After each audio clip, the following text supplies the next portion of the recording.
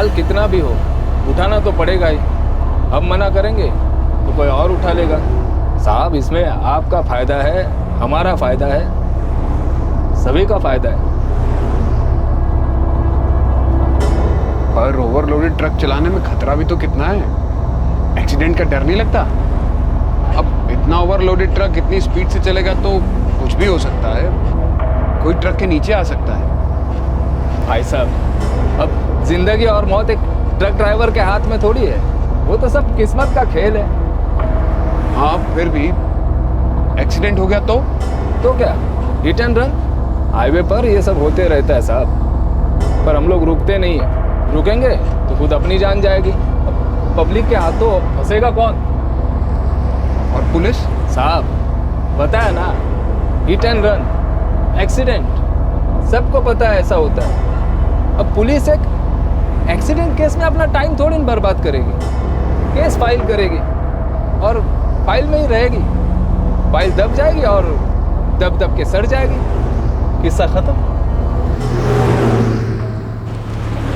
विक्रम सक्सेना ने ना तो इस ट्रक में कहीं जाने के लिए लिफ्ट मांगी थी और ना ही वो खुद ट्रक ड्राइवर बनना चाहते थे। दरअसल वो एक ट्रक की तलाश कर रहे थे, एक किलर ट्रक।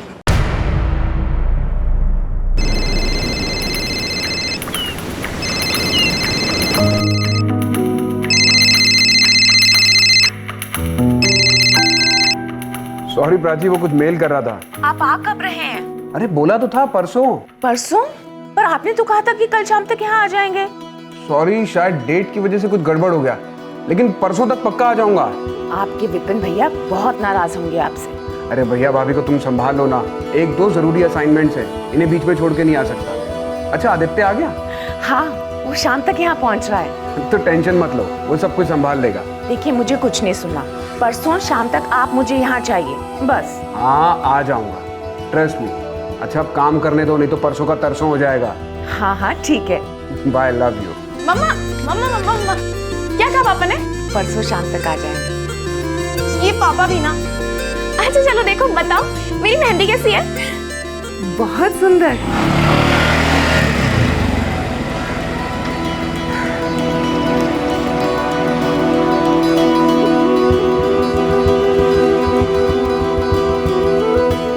ताई जी। आदित्य, प्रणाम ताई जी। कैसे है तू? मैं बहुत अच्छा हूँ, आप कैसी हैं? अच्छी हूँ। कितनी देर से आया तू? छुट्टी मिलते ही आ गया ताई जी। आदित्य, अरे अरे संभाल के, मेरी मेहंदी मत बिगाड़ देना। तू संभाल, मेरी टी शर्ट मत खराब कर देना। कितना लंबा हो गया तू। अरे आदित्य, मम्मा। आ गया तू? अभी आया। ये क्या, इतना दुबला क्यों हो गया? तुम दोनों क्या मेजरिंग टेप लेकर बैठे हो? एक बोल रही इतना लंबा हो गया, एक बोल रही इतना दुबला। मम्मी। अच्छा अच्छा, अब अंदर जाके हाथ मुंह धो ले और कुछ नाश्ता कर ले। हाँ मम्मी, राजेश भैया कहाँ हैं? वो तो अपने रूम में ना शादी की शेरवानी ट्राई कर रहे हैं। ये ले भाई। बाबा दूल्हे राजा, शेरवानी में बड़ा जच रहे हो। पहले आदित्य आ गया तू। कैसा भाई? अरे देखना यार, ये शेरवानी बड़ी अनकंफर्ट सी हो रही है। मुझे तो डर लग रहा है कि घोड़ी कैसे चढ़ूंगा। अरे वो हम चढ़ा देंगे, तू चिंता मत कर। फिर आप बस ऊपर बैठे रहना पुतला बनकर, स्टैचू पोजीशन में। हम लोगों को हंसी आ रही है। इतनी गर्मी में मेरी तो हालत खराब हो जाएगी शेरवानी में। भाई तेरी हालत देख के ना नाचने में और मजा आएगा। आज मेरे यार की शादी है, आज मेरे यार की शादी। आदित्य बेटा, आ गया तू? कैसा बेटा? मैं बहुत अच्छा हूँ ताई जी। राजेश, तेरा सूट तो ठीक है ना बेटा? पापा सूट नहीं, शेरवानी है ये। हाँ, वो जो भी है बेटा, अब सपना ने जो पसंद किया वही है ये। ताया जी, सपना भाभी ने राजेश भैया की शेरवानी 2 इंच टाइट सिलवा दी है। अब तो राजेश भैया को 2-4 दिन डाइटिंग करनी पड़ेगी, तभी फिट होगी ये शेरवानी। टाइट है क्या बेटा? पापा मजाक कर रहे हैं ये लोग। बेटा तेरे पापा नहीं आए? कुछ दिन पहले फोन किया था, तब भी वो कह रहा था कि परसों आऊंगा। आज फोन किया, तब भी वो बोल रहा है परसों आऊंगा। उनका परसों कौन सा परसों है, वो तो भूल भुलैया है।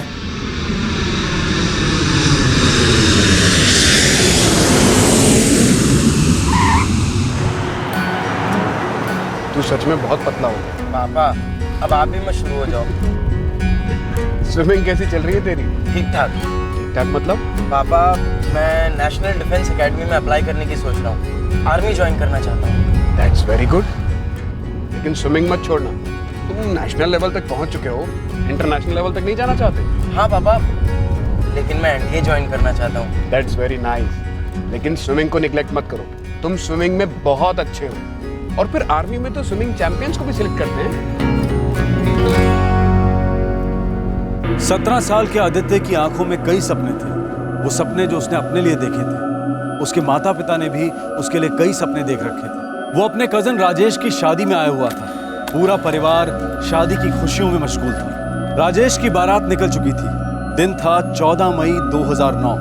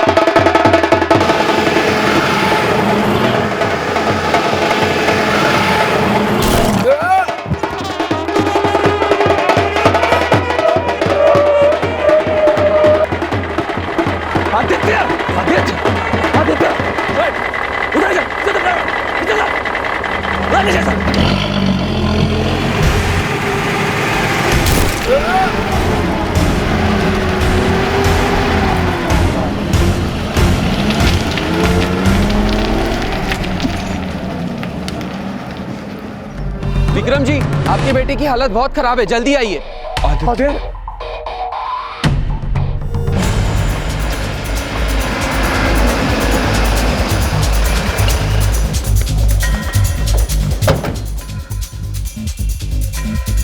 एक्सीडेंट का केस है। यहाँ पहुंचने से पहले ही दोनों की मौत हो चुकी थी। किसी शादी की बारात थी। बोल रहे थे कि किसी ट्रक वाले ने कुचल दिया। सर, सबसे पहले तो उस ट्रक वाले ने मेरे भतीजे आदित्य को टक्कर मारी। जब मेरे बेटे का दोस्त थ्रू उसे बचाने गया तो वो ट्रक वाला उसे भी कुचल कर चला गया। 1 मिनट के लिए भी नहीं रुका वहां पर। किसी ने ट्रक का नंबर नोट किया? 742X, बस इतना ही याद है सर। हाँ, मैंने भी देखा था और कुछ नोट नहीं कर पाया। 742X यूपी का ट्रक था क्या? पहले के लेटर्स याद हैं? सर, किसी का ध्यान ही नहीं गया। हम लोग ये सब देखकर एकदम शॉक में थे। हमारे बच्चे सड़क पर पड़े हुए थे।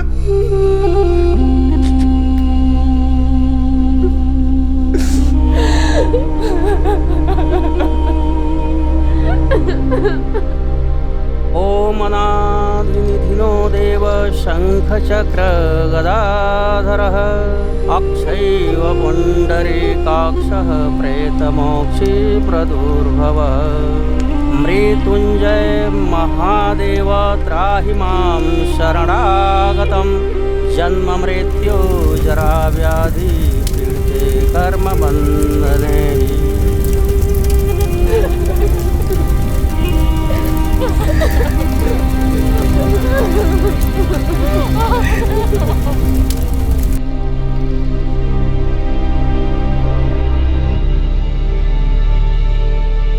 पापा, मैं नेशनल डिफेंस एकेडमी में अप्लाई करने की सोच रहा हूँ।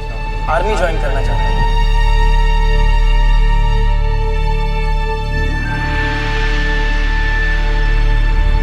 अरे अरे संभाल के, मेरी मेहंदी मत बिगाड़ देना। तू संभाल, मेरी टी शर्ट मत खराब कर देना।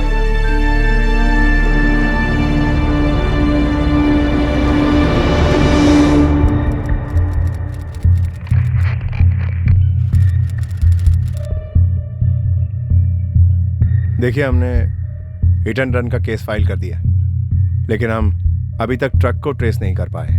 सर, हमने नंबर तो दिया था 742X। विक्रम जी, क्या है कि जब ये ट्रक वाले एक्सीडेंट कर देते हैं तो जब तक मामला ठंडा ना हो जाए कुछ दिनों के लिए ये अपना रूट बदल देते हैं। हो सकता है कुछ महीने भी लग जाए। सर नंबर आपके पास है, आप ट्रक को ट्रेस कर सकते हैं। पुलिस का नेटवर्क इतना स्ट्रांग तो होगा ही। देखिए आरोपी को पकड़ना इतना आसान नहीं होता, और वैसे भी वो कम शातिर नहीं होते। ना तो ट्रक का पता लगता है और ना ही उसके ड्राइवर का। इतनी जगह नाकाबंदियां होती हैं, इतने सारे चेक नाका हैं, कहीं से तो गुजरा होगा वो ट्रक। उस ट्रक ने जिन 2 बच्चों को कुचला है उसमें से एक मेरा 17 साल का बेटा था और दूसरा उसका दोस्त जिसकी उम्र सिर्फ 22 साल की थी। दोनों बच्चे थे सर, उनकी आंखों में जिंदगी को लेकर बहुत सारे सपने थे। विक्रम जी, मैं आपके जज्बातों को समझता हूँ, लेकिन क्या है कि थोड़ा समय तो लगता ही है ना। वैसे भी हिट एंड रन के केसेस इतने आसान नहीं होते। आप भरोसा रखिए, हम आरोपी को पकड़ने की पूरी कोशिश करेंगे।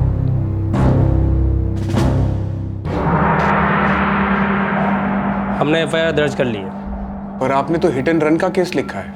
हिट एंड रन का केस ही तो बनता है। ये एक मर्डर था सर। पहले उसने मेरे बेटे को मारा, फिर उसके दोस्त ध्रुव ने ट्रक को रोकने की कोशिश की तो ट्रक उसे भी कुचलकर आगे चला गया। देखिए विक्रम जी, हम लोग अपनी तरफ से पूरी कोशिश कर रहे हैं, लेकिन आपको हम पर भरोसा क्यों नहीं है? क्योंकि मेरे बेटे और उसके दोस्त को मारा गया है। हम ट्रक को ट्रेस कर रहे हैं, आप इससे ज्यादा और क्या जानना चाहते हैं? 5 दिन बीत चुके हैं, अब तक आप ना उस ट्रक को ढूंढ पाए और ना ही उसके ड्राइवर को जिसने मेरे बेटे और उसके दोस्त को मारा था। देखिए, मैं जानता हूं कि आपके बेटे और उसके दोस्त की जान गई है, लेकिन ये बात आप 25 बार कह चुके हो। क्या मैं इस बात को चुपचाप मान लूं कि एक ट्रक मेरे बेटे और उसके दोस्त को कुचल कर चला गया? ऐसा तो होता रहता है। अब इसका हम क्या कर सकते हैं? ऐसा ही होता है, सड़कों पर आए दिन एक्सीडेंट्स होते रहते हैं। अब आप भी तो बारात के साथ थे, हो सकता है कि बारात ने सड़क पर ज्यादा जगह घेर रखी हो और ड्राइवर को संभलने की जगह ना मिली हो। देखिए, मैं ये नहीं कह रहा कि गलती बारातियों की थी या आपके बेटे या उसके दोस्त की थी। विक्रम जी, आप खुद सोचिए, कोई जानबूझकर किसी पर ट्रक क्यों चढ़ाएगा? उसने पहले ट्रक से मेरे बेटे को धक्का दिया और जब ध्रुव ने ट्रक को रोकने की कोशिश की तो उसने ट्रक को ध्रुव के ऊपर चढ़ा दिया। क्या ये इंटेंशनल नहीं था? विक्रम जी, हम अपना काम कर रहे हैं और बेहतर होगा अगर आप हमें हमारा काम करने दें और बार बार यहाँ आकर आप अपना और हमारा टाइम वेस्ट ना करें।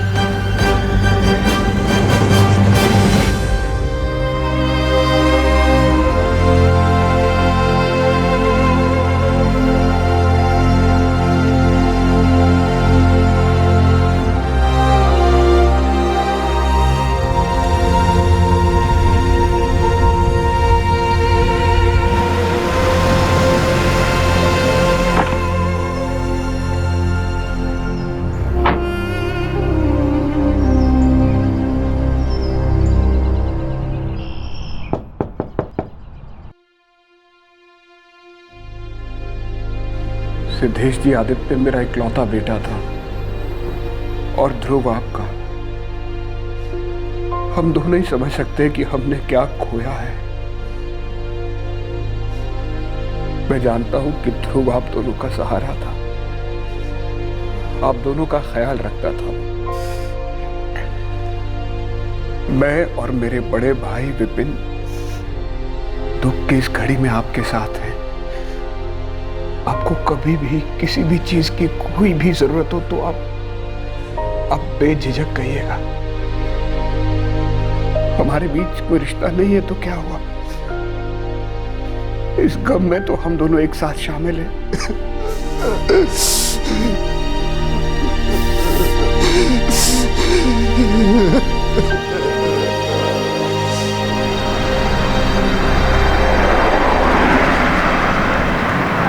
सर, एमडी सर जानना चाहते हैं कि आप कब तक लौटेंगे? मुझे थोड़ा टाइम लगेगा। मेरा बेटा मारा जा चुका है और यहाँ की पुलिस उसके किलर को ढूंढने की कोशिश भी नहीं कर रही। मैं समझ सकता हूँ सर, लेकिन एमडी सर को क्या बोलूँ? उन्हें क्या टाइम फ्रेम बताऊँ? जैसे ही मुझे कुछ अंदाजा लगेगा मैं खुद तुम्हें फोन करके बता दूंगा। Okay sir.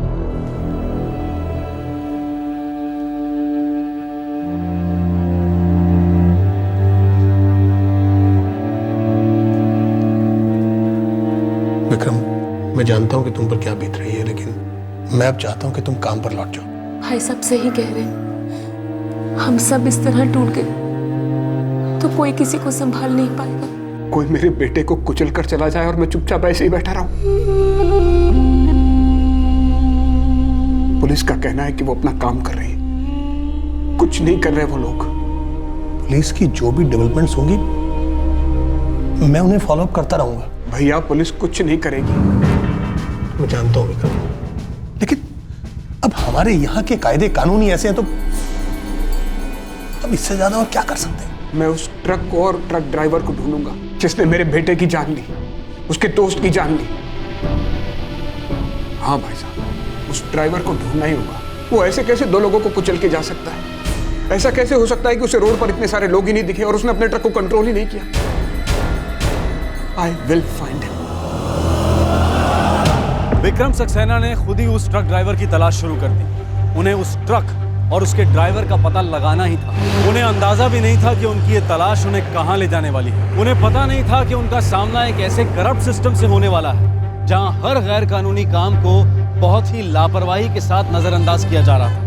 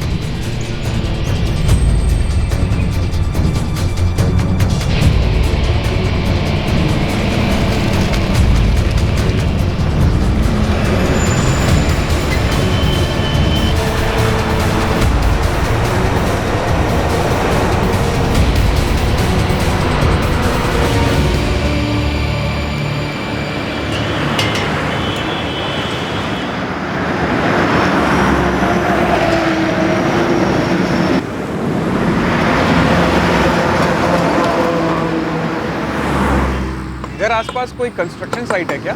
आसपास तो नहीं, पर थोड़ी दूरी पर सरकारी साइट पे काम चल रहा है। मतलब ये जो रेती पत्थर और लोहे के ट्रक जा रहे हैं सब वहीं पे जा रहे हैं? हो सकता है साहब, आसपास और कोई काम तो नहीं चल रहा है।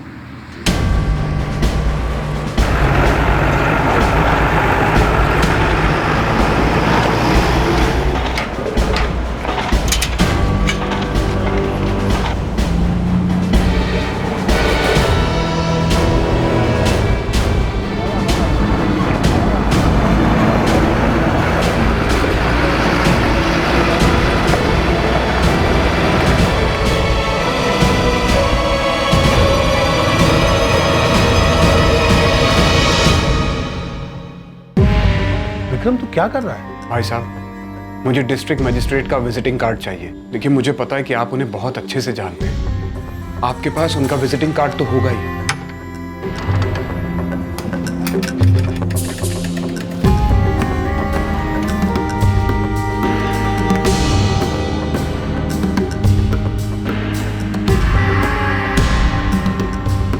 बताएगा तू कर क्या रहा है?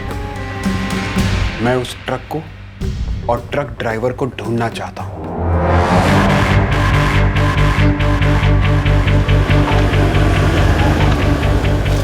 कहाँ जाना है? डीएम साहब ने भेजा है, कुछ चेकिंग करनी है।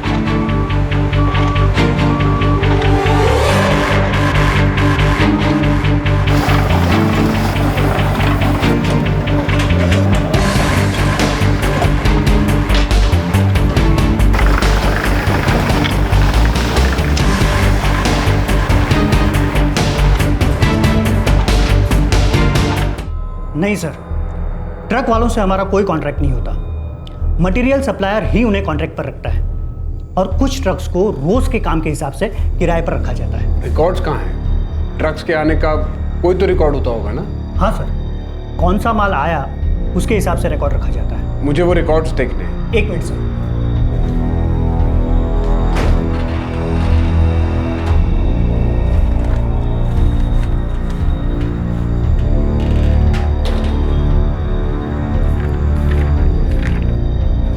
ये लीजिए सर।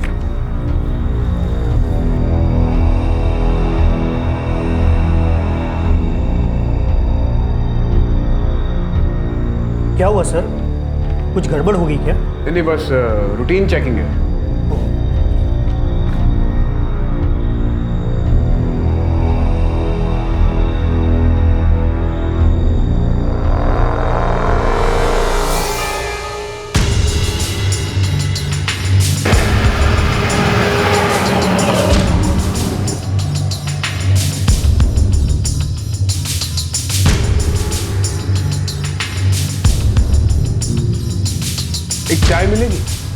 बिल्कुल सर।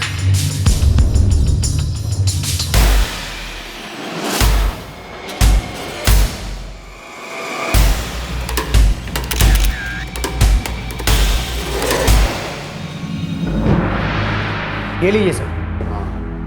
Thank you. ये ट्रक ड्राइवर्स को काम पे कैसे रखा जाता है? ज़्यादा कुछ मालूम नहीं सर, सप्लायर लोग ही ये सब कुछ देखते हैं। अगर इसमें से किसी ट्रक को या ट्रक ड्राइवर को ढूंढना हो, मतलब किसी पर्सनल काम के लिए, तो कहाँ मिलते हैं लोग? हाईवे पे एक ढाबा है, ये सारे ट्रक ड्राइवर्स वहीं मिलते हैं। उनका एसोसिएशन भी वहीं से काम करता है। थैंक्स नागेश, मैं चलता हूँ। Welcome sir.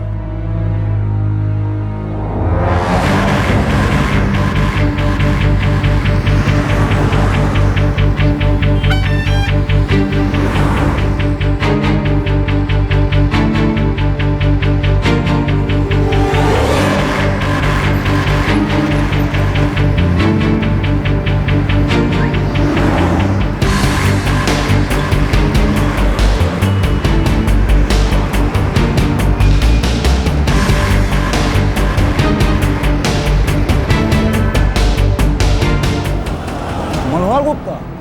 हाँ जानता हूँ, शायद उसका खुद का ट्रक है। कहाँ मिलेगा मनोहर गुप्ता? आपको ट्रक चाहिए? मुझे बोलिए मेरा है। नहीं, मुझे मनोहर से कुछ काम था। मैं एक कॉन्ट्रैक्टर हूँ, यहाँ पास में एक कोठी का रीडेवलपमेंट करवाना है, तो एक ट्रक तो चाहिए ही होगा ना माल लाने और ले जाने के लिए। अरे साहब मैं करके देता हूँ ना। हाँ हाँ, तुम तो हो ही, लेकिन किसी ने मुझे बताया कि मनोहर का खुद का ट्रक है, तो डील सस्ते में हो जाएगी। मैं भी सही डील करके दूंगा साहब, और मेरा ट्रक भी नया है। और तो और साहब, आपको ओवरलोडिंग की कोई टेंशन नहीं होगी। मनोहर का ट्रक पुराना है क्या? हाँ साहब, ठीक ठाक है, लेकिन एक बात बोलूँ साहब, मनोहर बहुत पीता है, गाड़ी चलाते वक्त भी बहुत पीता है, और बहुत झंझट वाला आदमी है। लेकिन मिलेगा कहाँ वो? ये तो नहीं पता साहब, आप चाहो तो पास के धर्म कांटे पे देख सकते हो, वहाँ उसका चक्कर पक्का लगता होगा।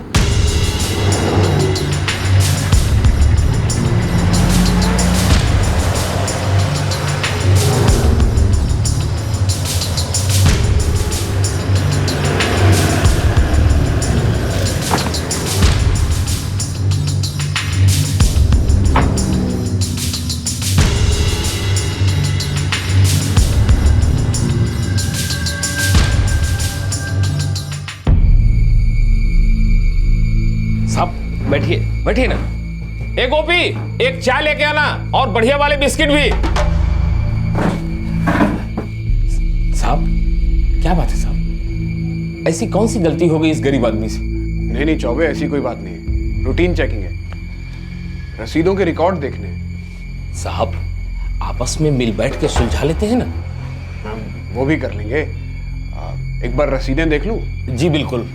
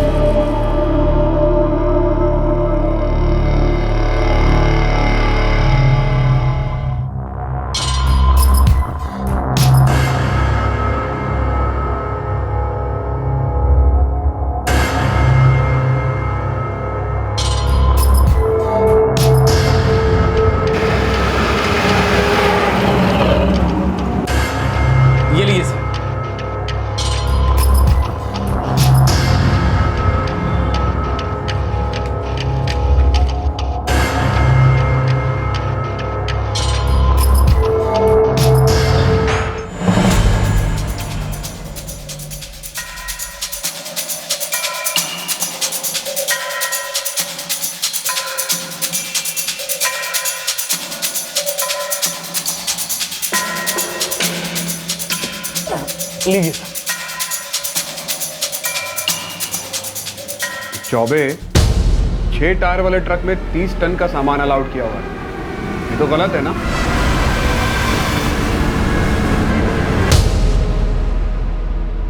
साहब, सबकी रोजी रोटी का सवाल है, और आप इतना डीप में क्यों घुस रहे हैं साहब?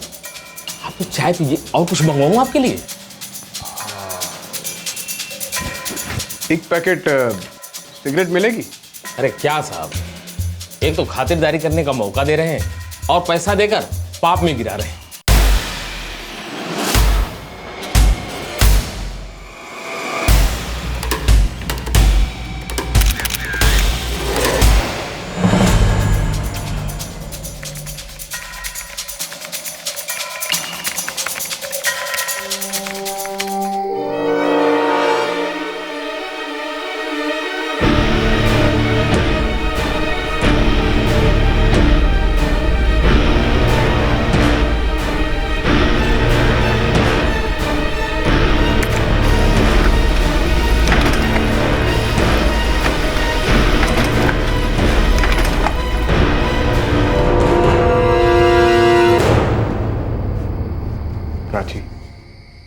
प्राची, वो ट्रक ओवरलोडेड था।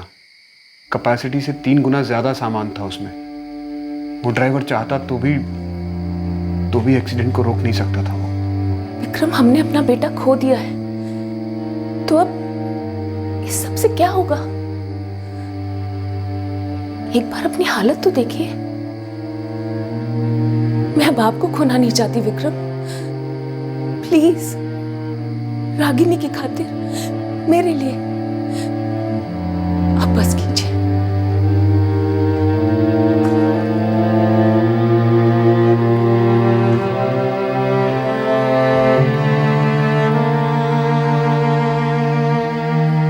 ये सिर्फ 17 साल का बच्चा था। कितने सपने थे इसकी आंखों में। अभी जिंदगी भी शुरू नहीं की थी इसने। विक्रम, ये सब हम में से किसी के लिए भी आसान नहीं है, लेकिन अब हमें इसे एक्सेप्ट करके आगे बढ़ना होगा। मैं इसे चुप नहीं बैठ सकता प्राची। हो सकता है उस ट्रक ड्राइवर ने कंस्ट्रक्शन साइट और धर्मकांटा के रजिस्टर पर अपने ट्रक का गलत नंबर लिखा हो। मेरे ख्याल से मैं उस तक पहुंच चुका हूं। उसका नाम मनोहर गुप्ता है। इससे हमारा बेटा वापस आ जाएगा। मैं आपसे पूछ रही हूं, अगर वो आदमी पकड़ा गया तो क्या हमारा आदित्य हमारे पास वापस आ जाएगा? नहीं, पर इसकी वजह से शायद किसी और को अपना आदित्य न खोना पड़े।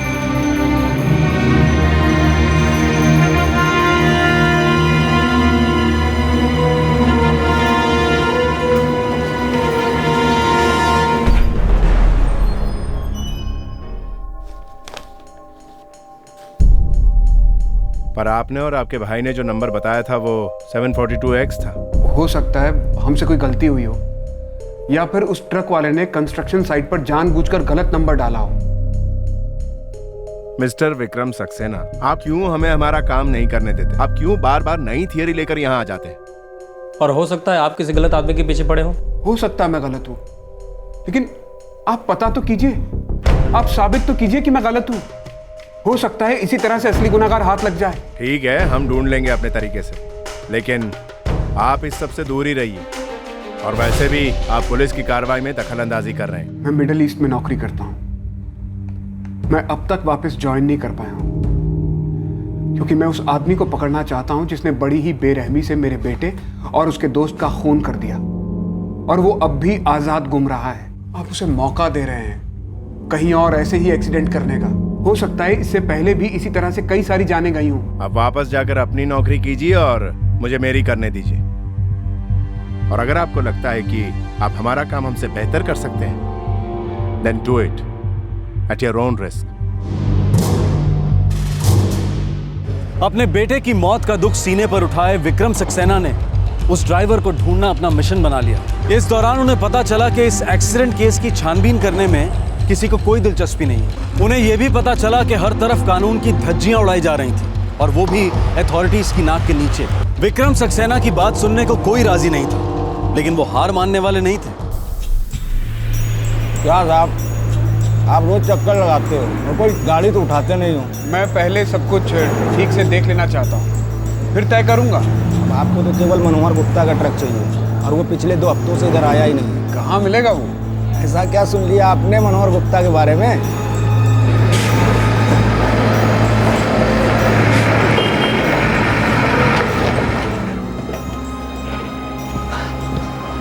लो, आ गया बिरजू। ये मनोहर गुप्ता का दोस्त है। इसको मालूम होगा कि मनोहर गुप्ता कहाँ रहता है। अरे बिरजू, इधर आ। हाँ, इन साहब को मनोहर से मिलना है। तू जानता है वो कहाँ रहता है? हाँ साहब, अब चलिए हमारे साथ। मनोहर के गांव के बाहर छोड़ देंगे आपको। पहले खाना खा ले। हाँ हाँ ठीक है। छोटू चल फटाफट खाना खा लेते हैं। साहब पता है ना, हिट एंड रन, एक्सीडेंट, सबको पता है ऐसा होता है। अब एक्सीडेंट केस में पुलिस अपना टाइम थोड़ी न बर्बाद करेगी। केस दर्ज होगा, फाइल में पड़ा रहेगा, फाइल दब जाएगी और दब दब के सड़ जाएगी, किस्सा खत्म। क्या हुआ साहब? बहुत टेंशन में लग रहे हैं। आपके साथ कुछ हुआ है क्या?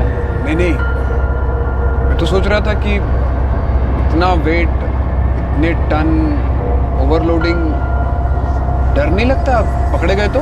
अरे साहब, यहाँ सबको जीना है और जीने के लिए सबको पैसा चाहिए। यहाँ आंखें खुली रखने से जितना पैसा नहीं बनता, उससे कहीं ज्यादा आंखें बंद रखने से बनता है। तुम्हारे पास फोन नंबर होगा मनोहर गुप्ता का? अरे छोटू, मोबाइल से मनोहर भैया का नंबर निकाल दो।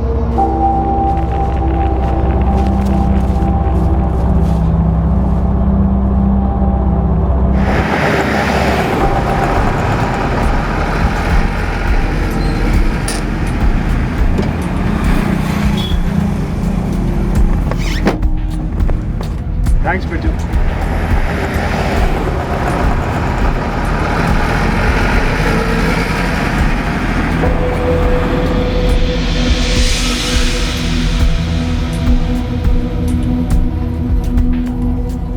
ये 17 नंबर मकान कहाँ पे है?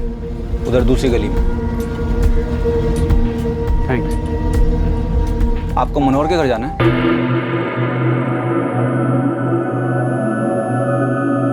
मुझे 19 नंबर में जाना है। मनोहर कौन है? नहीं, मुझे लगा कि आपको मनोहर के घर जाना है।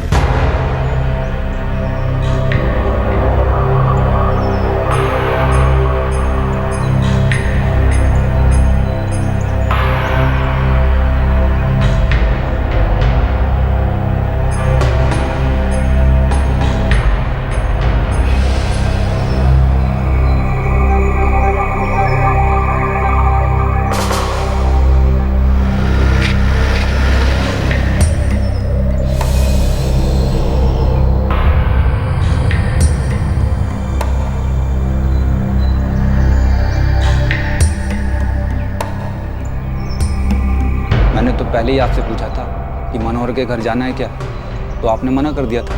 मुझे मनोहर के बारे में जानना है। उसके चक्कर में मत पड़ो साहब, बहुत ही उल्टी खोपड़ी का आदमी है, एक नंबर का शराबी है, दिन भर पीता रहता है। आप पुलिस वाले तो नहीं हो ना? नहीं। अभी 3 दिन पहले इस मनोहर ने अपनी बीवी को बहुत बुरी तरीके से मारा, उस बेचारी को जलाकर मार डाला, पूरा गांव जानता है। लेकिन वो इतना खतरनाक है कि कोई उससे उलझना नहीं चाहता। पुलिस ने भी आत्महत्या बताकर केस बंद कर दिया, लेकिन सब जानते हैं कि इसने अपनी बीवी को मारा है। साहब, आप ये सब मुझसे क्यों पूछ रहे हो वो तो मुझे पता नहीं, लेकिन मेरी मानो इस मनोहर से 2 हाथ दूर रहो तो ये अच्छा है।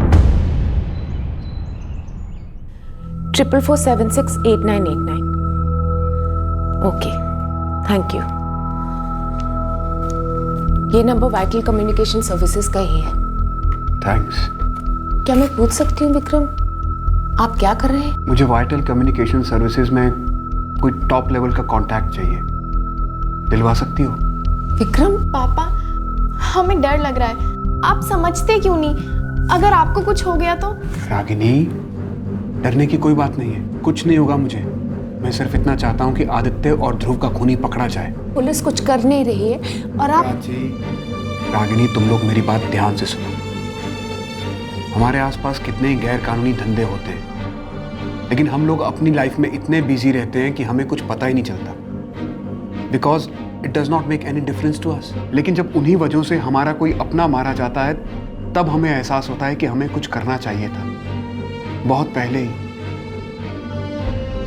कितनी ही जाने गई अब तक इसी लापरवाही की वजह से, जिन्हें बचाया जा सकता था। प्राची, क्या तुम वाइटल कम्युनिकेशन सर्विसेज में किसी टॉप लेवल के ऑफिसर से मुझे मिलवा सकती हो?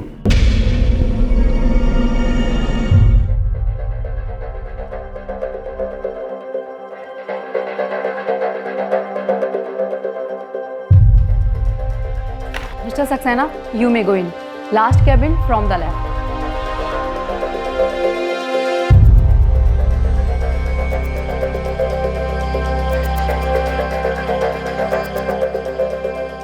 जी हाँ, ये वाइटल का ही नंबर। लेकिन mister Saxena, I am sorry, मैं आपको कॉल रिकॉर्ड नहीं दे सकता। उसके लिए हमें पुलिस का या कोर्ट का एक ऑथराइजेशन लेटर चाहिए। मिस्टर प्रमोद, मुझे इस नंबर का सिर्फ 1 दिन का रिकॉर्ड चाहिए। 14 मई 2009 शाम 6 से 9 बजे तक। मिस्टर सक्सेना, मैंने आपसे कहा ना, मैं आपको ऐसे ही कॉल डिटेल नहीं दे सकता। देखिए, मैं आपकी वाइफ प्राची को बहुत अच्छी तरह जानता हूँ। वो जी कने की एक बेहतरीन और बहुत अच्छी डीलर है। इनफैक्ट मैं उन्हें हमारी कंपनी के बोर्ड पर एज ए डीलर भी अपॉइंट करना चाहता हूँ, लेकिन वो करने के बाद भी मैं अगर आपको कोई भी कॉल रिकॉर्ड देता हूँ, I lose my job. This is not legal. I hope you understand mister Saxena. Mister Pramod, मैंने 17 साल का बेटा खोया है। उसे एक ट्रक कुचलकर चला गया। उसे रोकने के लिए जब एक 22 साल का लड़का उस ट्रक के सामने आया तो ट्रक ने उसे भी बड़ी बेरहमी से कुचल दिया। ड्राइवर चाहता तो ट्रक को रोक सकता था, दूसरी जान बच सकती थी। मैंने पता लगा लिया है कि वो ट्रक कौन सा था और ड्राइवर कौन था। मुझे बस एक सॉलिड प्रूफ चाहिए। लेकिन ये काम पुलिस का है। अगर पुलिस अपना काम कर रही होती तो मैं यहाँ आपके सामने नहीं बैठा होता। उन्हें कोई परवाह ही नहीं है। वो इस केस को हिट एंड रन का केस बनाकर फाइल को दबा देना चाहते हैं। अब तक न ट्रक हाथ लगाया और ना ही उसका ड्राइवर। गैर कानूनी तरीके से ट्रक्स की ओवरलोडिंग जारी है। ऐसे ट्रक कहीं भी किसी को भी मारकर चले जाते हैं और किसी को कोई परवाह नहीं है। आप ही बताइए, क्या मैं हाथ पर हाथ रखकर बैठा रहूं? जिन पर कानूनी व्यवस्था बनाए रखने की जिम्मेदारी है वो लोग कुछ नहीं कर रहे। तो मेरे पास सिवाय इसके और कौन सा रास्ता बचता है कि मैं ही सारे सबूत इकट्ठा करूं? Please mister Pramod.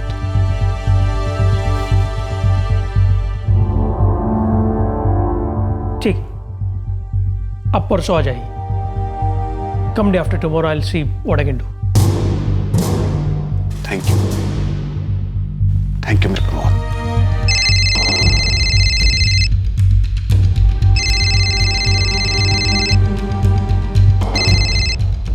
ये शकील सर, एमडी सर पीछे पड़े हुए हैं, बार बार एक ही सवाल पूछ रहे हैं। आप कब तक ज्वाइन करने वाले हैं सर? जल्द, बहुत जल्द। फिर भी सर कब तक?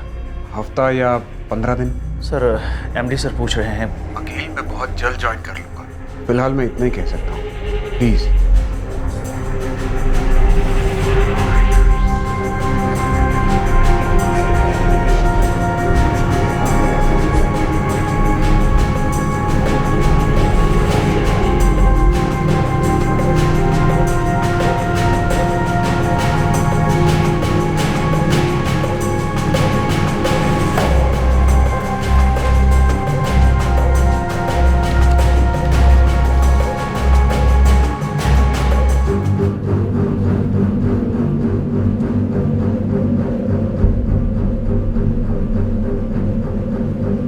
रात में गुरुदेव रोड पर ही था, जहां से बारात गुजरी थी। इसी ने मेरे बेटे और उसके दोस्त को मारा है। Thank you so much mister Pramod, thank you so much.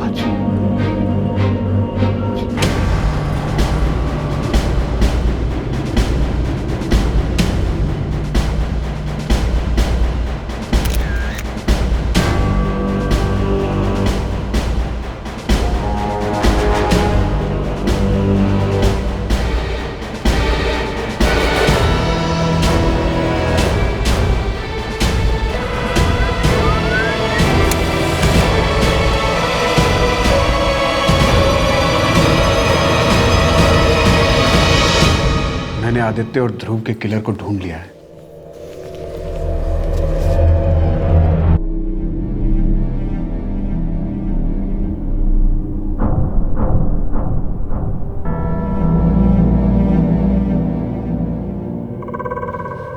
Vikram, मुझे एक बात समझ में नहीं आती। तुम जो कुछ भी कर सकते थे तुमने कर लिया, तुम बाकी सब पुलिस पे क्यों नहीं छोड़ देते हो? हाँ भाई साहब, मैं ये सब कुछ पुलिस को ही दे दूंगा। एटलीस्ट अब तो वो लोग कोई एक्शन लेंगे। लेकिन अगर अब भी उन्होंने कोई एक्शन नहीं लिया तो फिर क्या करेंगे आप? आप समझते क्यों नहीं है कि देश के बाकी लोगों की तरह हम भी आम इंसान हैं। मैं जानती हूँ कि आप ये सब आदित्य के लिए करना चाहते हैं, लेकिन एक्शन लेना हमारा काम नहीं है, उसके लिए पुलिस है।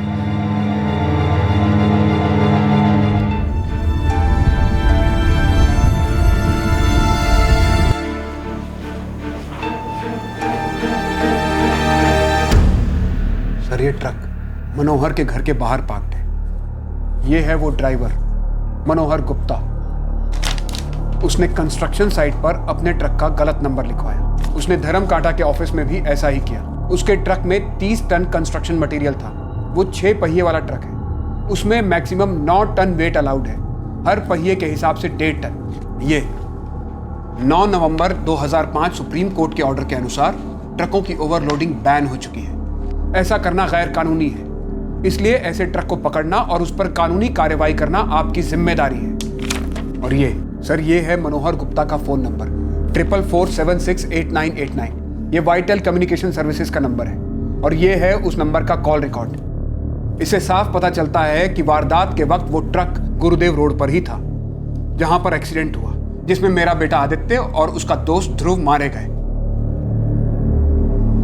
क्या आपके लिए उसे अरेस्ट और इंटेरोगेट करने के लिए इतने सबूत काफी हैं? हमें जो एक्शन लेना होगा हम ले लेंगे। सर, आप उसे अरेस्ट करेंगे या नहीं?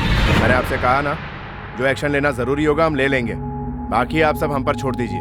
सर, आप कब तक एक्शन लेंगे? आप हमें हमारा काम करने देंगे या नहीं? सर, मैंने ये केस फाइल किया है, इसलिए मुझे जानने का ये पूरा अधिकार है कि आप क्या कार्रवाई कर रहे हैं। मैं चाहता हूँ कि आप एक्शन लें, और जब तक आप ऐसा नहीं करेंगे मैं आपसे क्वेश्चंस पूछता रहूंगा। हम आपको हमारे एक्शन के बारे में तब बता पाएंगे जब आप हमें हमारा काम करने देंगे। Thank you sir. सर फिर है सर। करने दो जो करता है।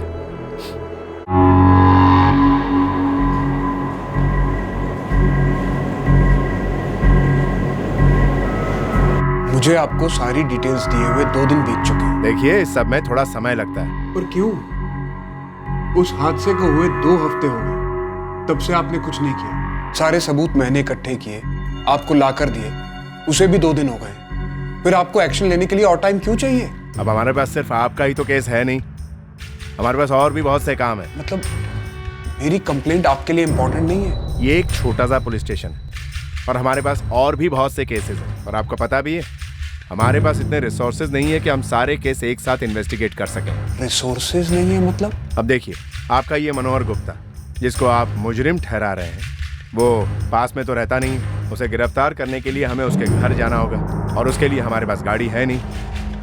तो बताइए हम क्या कर सकते हैं? तो आप चाहते हैं कि उसे अरेस्ट करने के लिए, उसके घर पर जाने के लिए मैं आपको एक कार अरेंज करके दूं? गाड़ी किराए पर उठाने के लिए सरकार मुझे एक्स्ट्रा पैसे तो देती नहीं, इसलिए देखना पड़ता है कि कौन सा केस कितना इंपॉर्टेंट है, उसके हिसाब से हमें गाड़ी मिलती है। ठीक है, तो क्या मैं आपके लिए कार अरेंज करके दूं? ताकि आप उसे जाकर अरेस्ट कर सकें?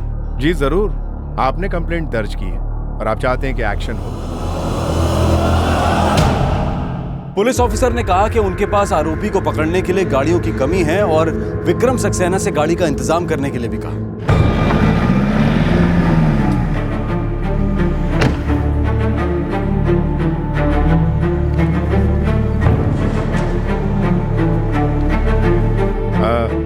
आपने हमें एड्रेस दे दिया तो आगे हम संभाल लेंगे। मैं भी आपके साथ चलता हूँ। हमारा काम हमें करने दीजिए, आपको आने की जरूरत नहीं है।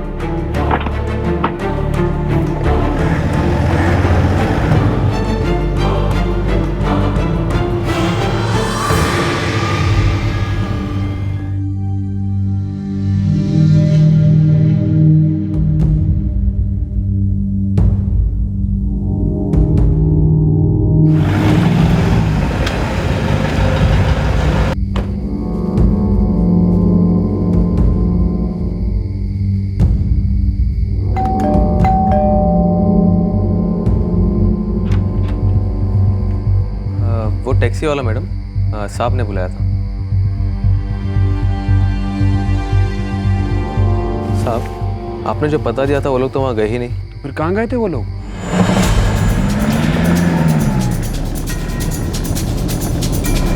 आगे से राइट लो।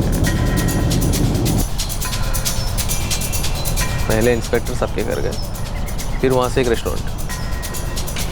बहुत देर तक अंदर ही थे, फिर थोड़ा घूमे फिरे, उसके बाद मैंने उन्हें थाने छोड़ दिया। मतलब वो मनोहर के घर के पास भी नहीं गए? जी नहीं साहब।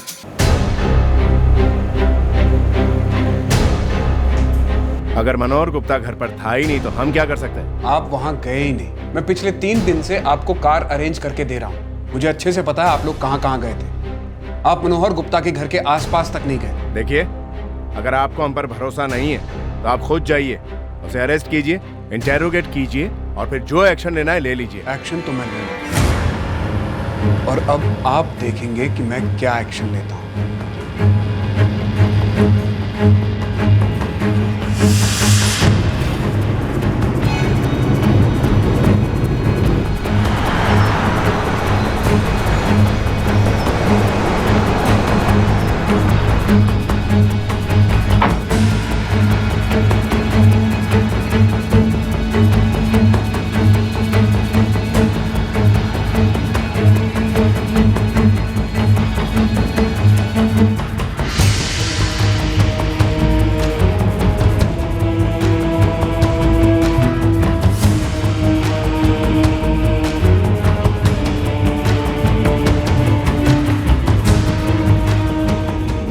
सर, मेरा बेटा नेशनल डिफेंस एकेडमी ज्वाइन करना चाहता था।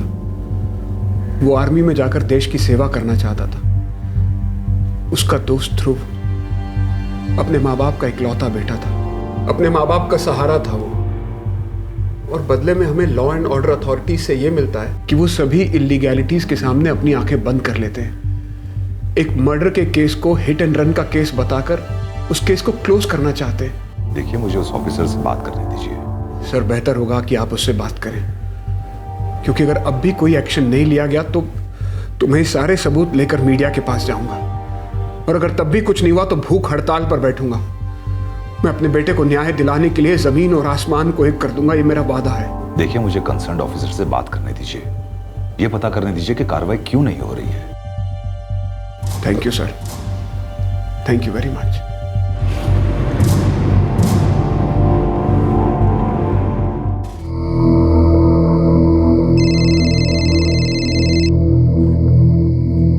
मैं देखती हूँ, आप बैठिए।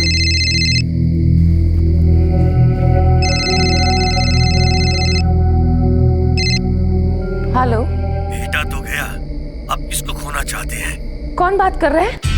ये बाकी सब भी अगर गाड़ी के नीचे आ गए तो फिर कौन कंप्लेंट करेगा? हेलो। हेलो, कौन बोल रहा है? अबे ये सवाल पूछने के लिए जिंदा नहीं बचेगा तू। Hello hello.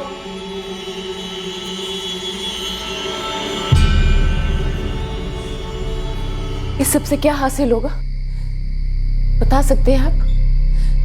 मैं आपसे पूछ रही हूँ।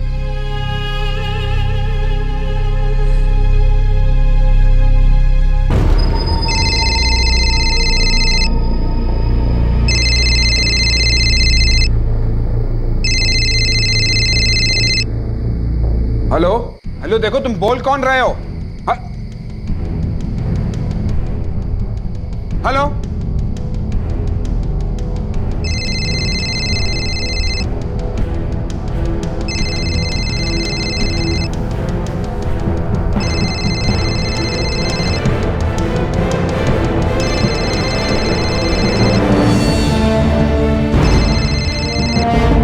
हेलो, कौन बोल रहा है?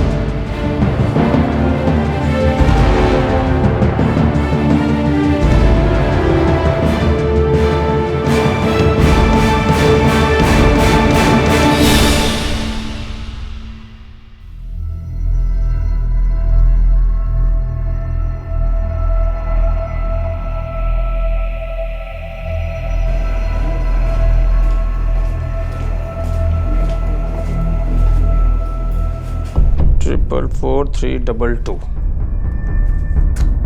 राशिद, देखो ये जरा ये नंबर किसके हैं? जी सर। विक्रम जी, हमने तो आपसे पहले ही कहा था कि आप जाइए अपनी जॉब ज्वाइन कर लीजिए। आप यहाँ बस अपना टाइम वेस्ट कर रहे हैं, बाकी हम तो यहाँ अपना काम कर ही रहे हैं। आपने मनोहर गुप्ता को अरेस्ट किया है? टीम गई है, और वैसे भी आपने बात बड़े साहब तक पहुँचा दी।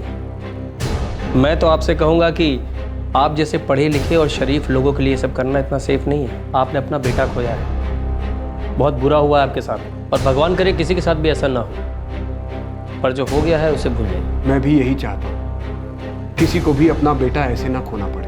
अरे सर, दुनिया की परवाह छोड़ो। आपको क्या लगता है कि आपकी इस तरह स्ट्रगल करने से कुछ फर्क पड़ेगा? नहीं, कुछ नहीं होने वाला। बस रह रह के बीच में आप फंस जाओगे। साहब, ये सारे नंबर पीसीओ के हैं, पता नहीं चल पा रहा है कि फोन करने वाला कौन है। ठीक है, तुम जाओ। लो, अब क्या करें? अब पीसीओ से फोन करने वाले हर आदमी के घर की तलाशी ले कि पूरी पुलिस फोर्स पीसीओ पे तैनात कर दे? और इतनी फोर्स भी कहाँ है? विक्रम जी, मैं तो कहूंगा कि आप ये अननोन नंबर से फोन उठाना बंद कर दें, प्रॉब्लम खत्म। बड़े अधिकारी के पास शिकायत करने के बाद भी कोई कार्रवाई नहीं हुई। वो ट्रक ड्राइवर मनोहर गुप्ता नहीं पकड़ा गया। विक्रम सक्सेना का संघर्ष अभी भी खत्म नहीं हुआ था। नहीं मिला मनोहर गुप्ता, तलाश जारी है। अब ड्राइवर आदमी है, एक जगह तो ठहरता नहीं। हमने कहा था आपसे कि हम कार्रवाई करेंगे, लेकिन आपने हम पर भरोसा नहीं किया, ऊपर तक कंप्लेंट कर दी। अब हम एक्शन ले रहे हैं, वो नहीं मिल रहा है तो हम क्या करें? जब हाथ आएगा तो पकड़ लेंगे। देखिए, ना तो आप टेंशन लीजिए और ना ही हमें दीजिए।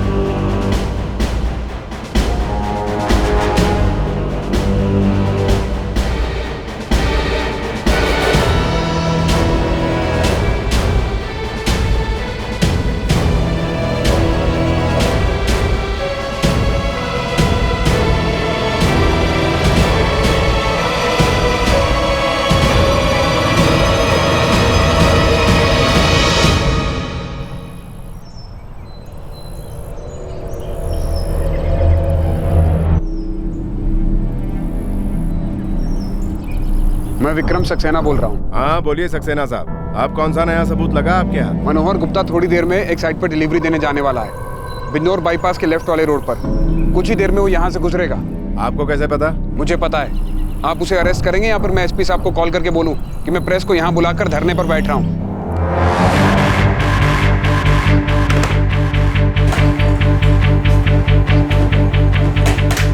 चल भाई, टीम रेडी कर। ये सक्सेना इतनी आसानी से मानने वाला नहीं है।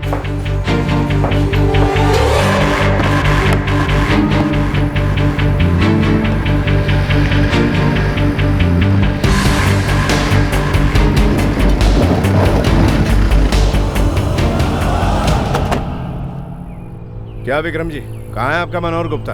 आता ही होगा। नहीं आया तो? आप जानते हैं ना कि आप सरकारी अधिकारियों का टाइम वेस्ट कर रहे हैं। वो आएगा।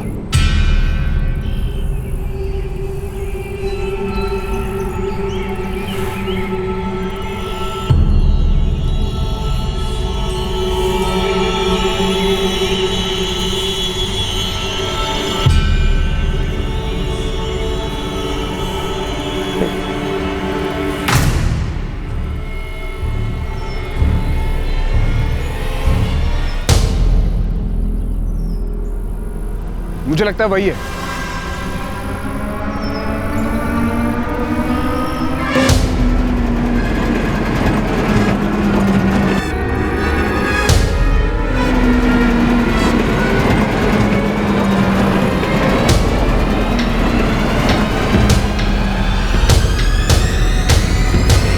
नीचे उतर। साहब बात क्या है? बोला ना नीचे उतर। उतर नीचे।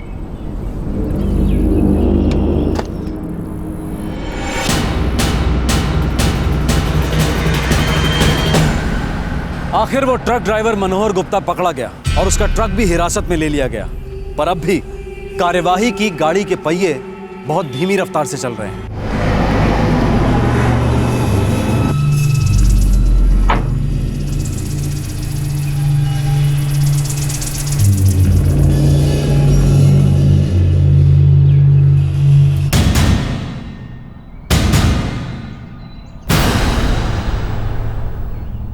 तो अब आप मुझे सिखाएंगे कि कौन से सवाल करने हैं और कैसे तहकीकात करनी है? मैंने सिर्फ इतना पूछा है कि आपने उससे पूछताछ की। जब टाइम आएगा तो मैं कर लूंगा, और मुझे इसके बारे में किसी को जवाब देने की जरूरत नहीं है। मैंने अभी बाहर ट्रक देखा, उसकी नंबर प्लेट नहीं है, पुरानी बदली गई है। आखिर आप चाहते क्या हैं? आपका बेटा तो गया ना, तो आप हमारे सर से क्यों नहीं जाते? मुझे सिर्फ इंसाफ चाहिए, अपने बेटे के लिए और उसके दोस्त के लिए।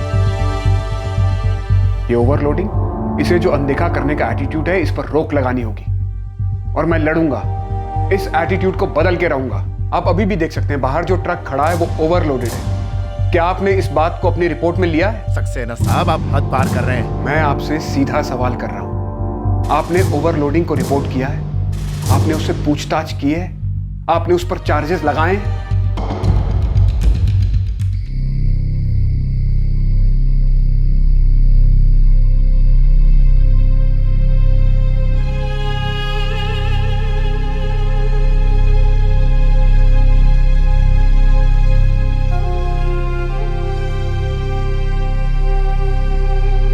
मनोहर गुप्ता को कल अदालत में पेश किया जाएगा। अगले हफ्ते में मस्कट वापस चला जाऊंगा।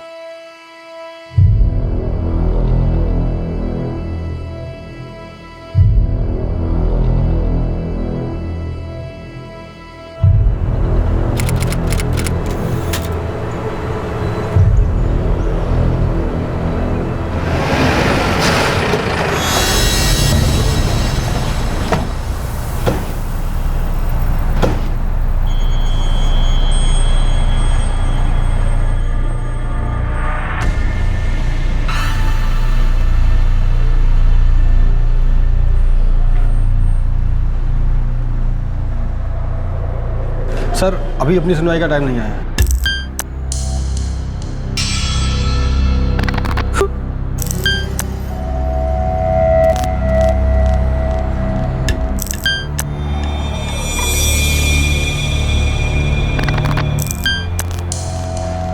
सर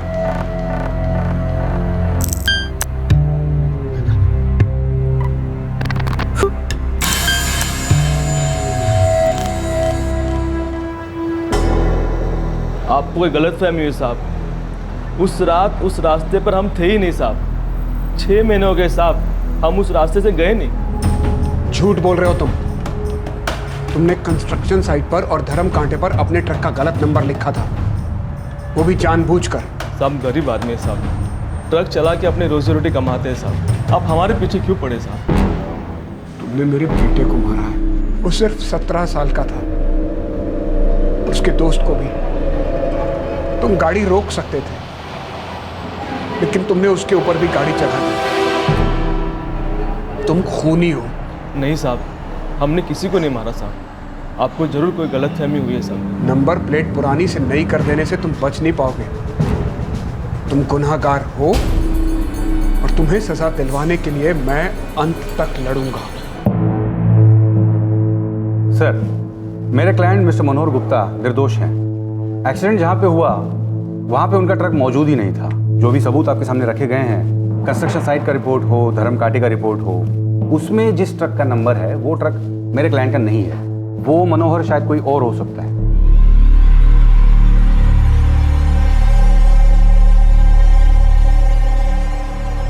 एक और विनती करना चाहता हूँ कि मेरे क्लाइंट का ट्रक अभी तक पुलिस की हिरासत में है और उसमें 22 टन माल पड़ा हुआ है। वो माल अगर वैसे ही वहाँ पड़ा रहा तो ट्रक के टायर जो हैं वो बर्स्ट हो सकते हैं, इसलिए उस माल का अनलोड होना बहुत ज़रूरी है। मैं अदालत से विनती करता हूँ कि मेरे क्लाइंट के ट्रक को रिलीज़ कर दिया जाए। मनोहर गुप्ता को 10 दिन की न्यायिक हिरासत में भेजा जाता है और साथ ही पुलिस को यह सूचित किया जाता है कि जल्द से जल्द चार्जशीट फाइल करे और मनोहर गुप्ता का जो ट्रक पुलिस कस्टडी में है उसे तुरंत रिलीज किया जाए।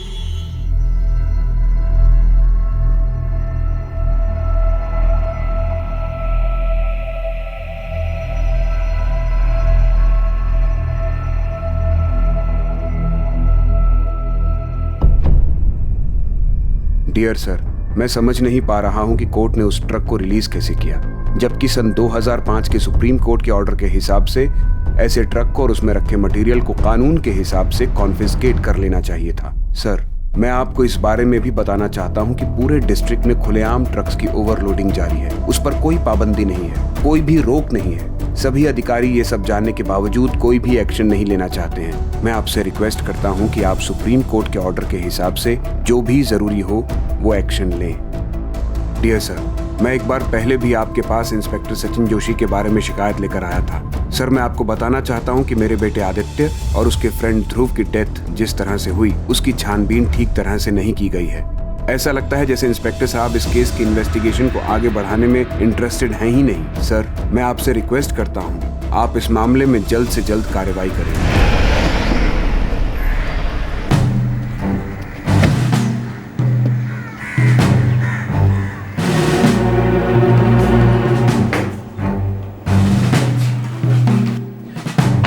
जय हिंद सर। जय हिंद सर। सारी केसेस की फाइल पीएसआई अमर के पास है। अब मैं आपसे इजाजत चाहूंगा। तुम्हारे सस्पेंशन के बारे में सुना? कोई बात नहीं सर, होता है। मुझे सस्पेंड कर दिया गया। अगले 5 साल के लिए मेरी प्रमोशन पर पाबंदी लग गई, कोई इंक्रीमेंट भी नहीं होगी। मैं मैनेज कर लूंगा। लेकिन सर, क्या मेरे जाने से हालात बदल जाएंगे? इस पुलिस स्टेशन में 20 से 22 का स्टाफ है और गाड़ी सिर्फ एक। यहाँ की यही हकीकत है जो हमने आज तक दिन रात फेस की है। अब आप करेंगे। सर, एक टाइम पर 2 केस आ जाए तो समझ में नहीं आता कि किसे अटेंड करें। सब कुछ खुद ही डिसाइड करना पड़ता है। सचिन, इस केस के इन्वेस्टिगेशन में मुझे काफी खामियां नजर आई। मैंने पूरा केस स्टडी किया। विक्रम सक्सेना ने अपने खुद के बलबूते पर उस ट्रक और उस ट्रक ड्राइवर को लूटा, जबकि ये काम हमारा था। सर, मैं मानता हूं कि मुझसे बहुत सी गलतियां हुई और इन्वेस्टिगेशंस में भी काफी खामियां रही, लेकिन क्या फर्क पड़ता सर? उस ट्रक ड्राइवर को तो जमानत मिल ही गई। ये तो आप भी बेहतर जानते हैं कि ये केस आज नहीं तो कल खत्म हो ही जाएगा। इस तरह के मैटर्स चलते रहते हैं। एनीवे, अब मैं चलता हूं सर। आपको बेस्ट ऑफ लक। जय हिंद। जय हिंद।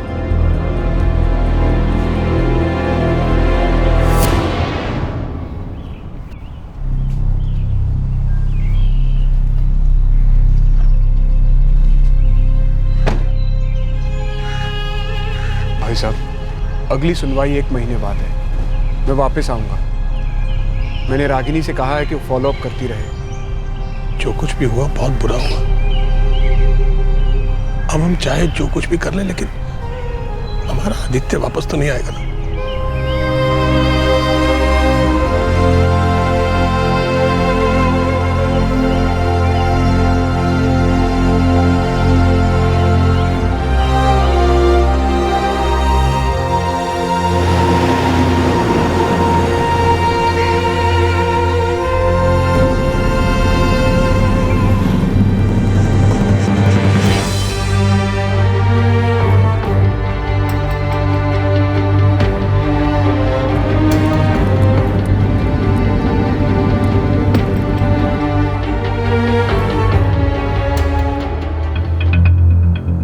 सुनवाई चलती रही। साल 2009 से 10, 10 से 11, 11 से 12। हर बार विक्रम इंडिया आते।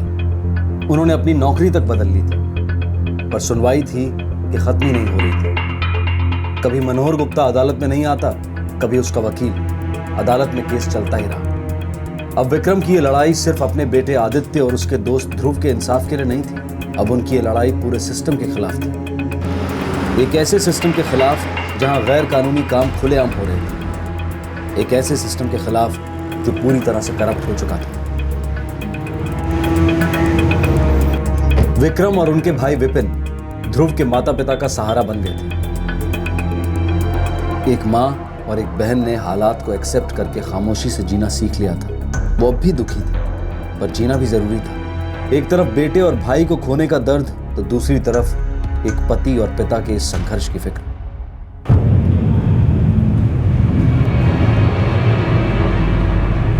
मिस्टर सक्सेना, मैं आपके केस के बारे में जानता हूं। मैं जानता हूं कि पिछले 2 सालों से आप मेरे ऑफिस से संपर्क बनाए हुए हैं। जानता हूं कि आप आरटीआई के तहत ओवरलोडेड ट्रक्स की जानकारी की मांग कर रहे हैं। सर, आप देख सकते हैं कि हाईवेज पर ओवरलोडेड ट्रक्स पर किसी तरह की कोई रोक नहीं है, जबकि सुप्रीम कोर्ट के ऑर्डर में क्लियर लिखा है कि रास्तों और हाईवेज का निर्माण पब्लिक के पैसों से होता है और इन ओवरलोडेड ट्रक्स की वजह से इन रोड्स की उम्र कम हो जाती है। सर, ये ओवरलोडेड ट्रक्स न सिर्फ उनके खुद के लिए सेफ्टी हजार्ड है, बल्कि रोड पर चलने वाले दूसरे लोगों के लिए भी बहुत खतरनाक है। ये ओवरलोडेड ट्रक्स की वजह से होने वाले एक्सीडेंट्स के नंबर्स को देखिए, फिर भी ये सब कुछ जारी है। कोई इसे रोकना ही नहीं चाहता। आपका गुस्सा जायज है, आपने बहुत कुछ सहा है, लेकिन क्या सच में आप ये मानते हैं कि ये सब ऊपर बैठे लोगों की मर्जी के बिना संभव है? सच बताऊं तो मैं भी जब यहाँ आया था तो यही सोचता था कि सारे गैरकानूनी काम रोक लूंगा। ऑफ द रिकॉर्ड कह रहा हूं, मैंने बहुत कोशिश की, पर यहाँ कोई एक्शन लो तो उधर कोई न कोई बड़ा अधिकारी आकर सामने खड़ा हो जाता था। मुझे बहुत प्यार से धमकाया गया कि अगर मैंने चीज़ों को बदलने की कोशिश की तो मेरा तबादला कर दिया जाएगा, मुझे किसी न किसी केस में उलझा दिया जाएगा, फिर मुझे यहाँ से हटा देंगे और उसके बाद इधर उधर घुमाते रहेंगे, तब तक जब तक कि मैं खुद थक न जाऊं। आप एक ईमानदार आदमी, इसीलिए मैंने सारी बात सच बता दिया। पर आप ईमानदारी से कब तक लड़ सकते हैं? आप कब तक इस सिस्टम से एक ईमानदार जवाब की उम्मीद रख सकते हैं, जबकि इसकी नींव ही बेईमानी पर रखी हुई है? आप हर जगह देखिए, कोई भी ईमानदार अधिकारी प्रशासन में टिक ही नहीं पाता।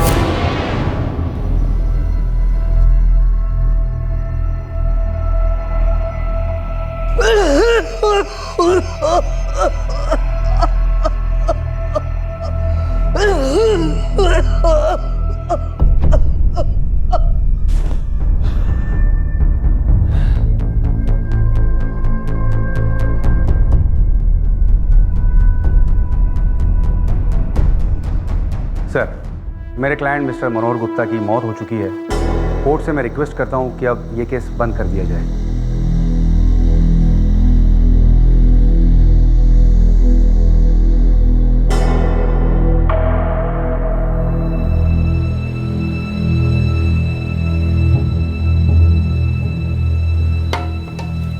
विक्रम, अब हमें मान लेना चाहिए कि मामला पूरी तरह से खत्म हो चुका है। Let's accept this as a closure. पता नहीं कब बेटे के लिए शुरू की गई लड़ाई मुझे यहाँ तक ले आई। मेरा मकसद सिर्फ मनोहर गुप्ता को सजा दिलवाना नहीं था। मनोहर जैसे लोग पैदा ही क्यों होते सिस्टम में? अब ये सवाल मुझे डिस्टर्ब करता है। कोई आदमी इतना लापरवाह कैसे हो सकता है कि वो दूसरे की जान की परवाह किए बिना उस पर गाड़ी चढ़ा दे और वहां से गायब हो जाए? उसे क्यों किसी दूसरे की मौत पर अफसोस नहीं होता? क्या असली गुनहगार मनोहर था, या ये जो कुछ भी हुआ वो सब डेस्टाइन था?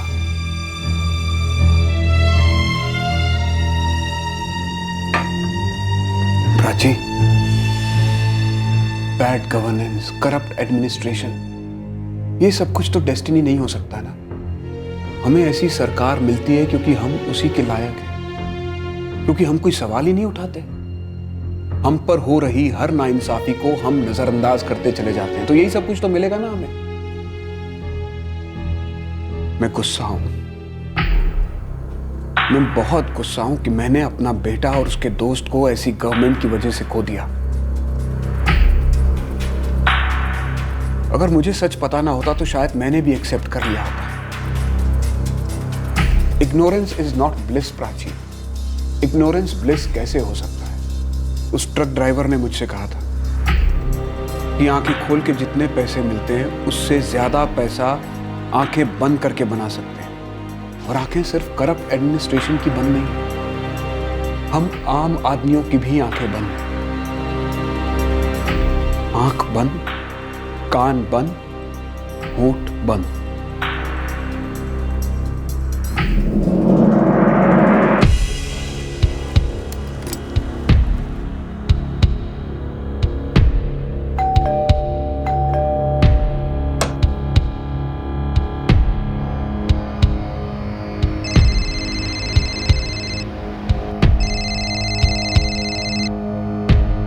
हाँ बेटा, how are you? I am good papa. Supreme Court से लेटर आया है। क्या लिखा है? Dear Mister Saxena, Supreme Court के 2005 के ट्रक्स के ओवरलोडिंग के ऑर्डर का पालन ना होने के संबंध में आपका लेटर मिला। आपने इस बात की और हमारा ध्यान आकर्षित किया, इसके लिए हम आभारी हैं। लेकिन हम आपको ये बताना चाहते हैं कि ऑर्डर का पालन करवाना सुप्रीम कोर्ट के अधिकारों के दायरे में नहीं है। ये काम प्रशासन का है। हमारी गुजारिश है आप इस संबंध में प्रशासन से संपर्क करें। बस इतना ही है पापा। ठीक है बेटा, मैं वहां आने के बाद देखता हूं मैं क्या कर सकता हूं। बाय।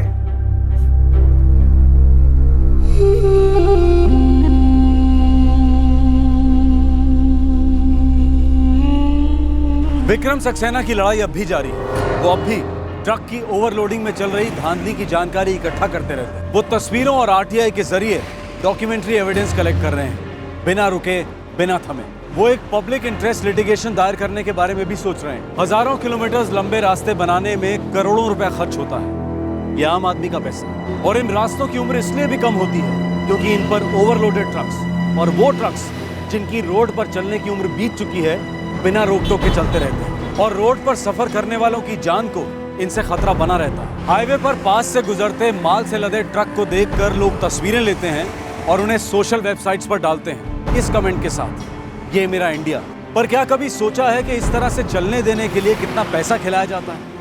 कितने लोगों की मुट्ठियां गर्म होती हैं? आगे और कितनी मुट्ठियां गर्म होंगी जब ये ट्रक तेज रफ्तार से किसी पर से गुजर जाएंगे या रास्ते पर चलती किसी गाड़ी से टकराएंगे। दुर्घटना में हुई मौत से संबंधित कानून एक अलग मैटर है, पर हमारे सामने ऐसे अनगिनत केसेस हैं जहां मरने वाले का परिवार न्याय के लिए संघर्ष करते करते थक जाता है। लेकिन क्या हाईवेज पर होने वाली दुर्घटनाएं रोकी नहीं जा सकती? इस सवाल का जवाब बेहद मुश्किल ही नहीं बल्कि नामुमकिन है। ये तो जैसे ये पूछना हुआ कि रोड ट्रांसपोर्ट ऑफिस स्टाफ रिश्वत देना कब बंद करेगा? क्या एक सीनियर लेवल का बड़ा अधिकारी ये धांधली रोक सकेगा? क्या अच्छा और भ्रष्टाचार रहित प्रशासन कभी संभव हो पाएगा? क्या भ्रष्ट से भ्रष्ट सरकारें भी ये स्वीकार करेंगी कि वो भ्रष्ट है और लोगों को बेवकूफ बनाना बंद करेंगे? वर्ल्ड हेल्थ ऑर्गेनाइजेशन की 2010 की रिपोर्ट के हिसाब से भारत में हर साल सड़क हादसों की वजह से लगभग 12,40,000 लोगों की मौत होती है। ये आंकड़े बेहद चौंकाने वाले हैं। नेशनल क्राइम रिकॉर्ड ब्यूरो के हिसाब से एक साल में तकरीबन 1,35,000 से भी ज्यादा रोड एक्सीडेंट्स होते हैं और इनमें से ज्यादातर हादसों का कारण होता है नशे में गाड़ी चलाना। इन आंकड़ों के अनुसार रोड एक्सीडेंट्स में मरने वालों की संख्या 2011 में 1,36,000 से बढ़कर 2012 में 1,39,000 हो गई। भारत में सड़क सुरक्षा को लेकर रिकॉर्ड्स बहुत ही खराब हैं। यहाँ हर घंटे में लगभग 13 लोग सड़क दुर्घटना के शिकार होते हैं। ये सोचने वाली बात है। आपसे फिर मुलाकात होगी क्राइम पेट्रोल दस्तक में एक और नए केस के साथ। तब तक अपना ख्याल रखें, सुरक्षित रहें और याद रखें, दुर्घटना से देरी भली यह हम सब ने पढ़ा है, पर इस पर अमल करना भी बहुत जरूरी है। जय। क्राइम पेट्रोल के और भी दिलचस्प कहानी देखने के लिए हमारे चैनल को सब्सक्राइब करें और बेल आइकॉन दबाना न भूलें।